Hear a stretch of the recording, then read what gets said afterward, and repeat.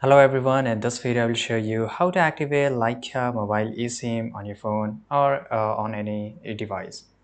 So before starting this up, you need to check your compatibility, ensure your Android device support eSIM functionally, and connect your device to a Wi-Fi network before starting this up. Now I'm sure you have already ordered your eSIM. Go to your Lycamobile website, which you can see here with the screen, and select a eSIM plan here.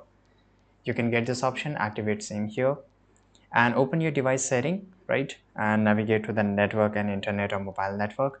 Look for an option like SIM management or add mobile plan. Choose the option to add any eSIM. Right now here, if you just go to the website, you will get this option up. Please note we can transfer your old number once, so I just close this.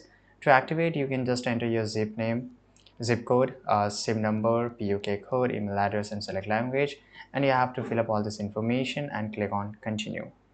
Right, so you can also activate it from here. Once activated, restart your Android device to ensure all the settings are applied correctly.